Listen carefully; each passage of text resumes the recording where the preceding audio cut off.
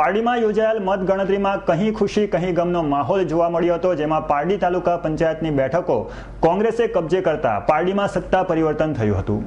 સ્થાનિક સ્વરાજ્યની ચૂંટણીના પરિણામ પારડી તાલુકા વિસ્તારની વલસાડ જિલ્લાની 5 બેઠકમાંથી ભાજપે 3 બેઠક કબજે કરી હતી, ત્યારે તાલુકા પંચાયતની 22 બેઠકોમાંથી કોંગ્રેસે 12 બેઠકો કબજે કરી હતી અને બીજેપીએ 10 બેઠક મળતા પારડી તાલુકા પંચાયતની સત્તા કોંગ્રેસે ભાજપ પાસેથી છીનવી લીધી હતી।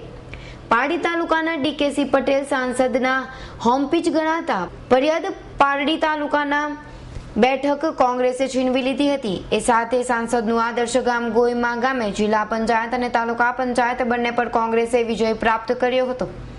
પારડી ડીસીઓ સાર્વજનિક હાઈસ્કૂલ ખાતે આજરોજ બુધવારના સ્થાનિક સ્વરાજ્યની ચૂંટણીની મતગણતરી તાલુકા પંચાયતની 22 બેઠક અને જિલ્લા પંચાયતની પારડી વિસ્તારની 5 બેઠકની મતગણતરી સવારે હાથ ધરવામાં આવી હતી।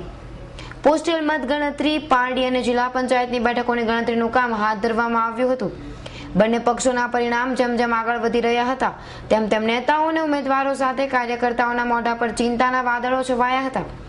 બાદમાં પ્રથમ પારડી વિસ્તારની જિલ્લા પંચાયતની 5 બેઠકમાં બીજેપીએ કબજો કરતા ખાતું ખોલાવ્યું હતું। ત્યારબાદ બાલદા અને ઉમરસાડી મળી 3 બેઠકો કબજે કરી હતી અને કોંગ્રેસને 2 બેઠક મળી હતી, જ્યારે તાલુકા પંચાયતની 22 બેઠકોમાંથી કોંગ્રેસને 12 બેઠકો મળી હતી અને બીજેપીને 10 બેઠકો મળી હતી।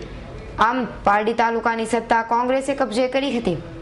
આજે વલસાડ જિલ્લા પંચાયતમાં ભાજપે 21, કોંગ્રેસે 16 અને એક અપક્ષને ફાળે ગઈ એવું મને જાણવા મળ્યું છે। ઓફિશિયલ કંઈ નથી, પણ આટલું મને જાણવા મળ્યું છે। અમૃત પટેલનો રિપોર્ટ, S9 ન્યૂઝ, પારડી।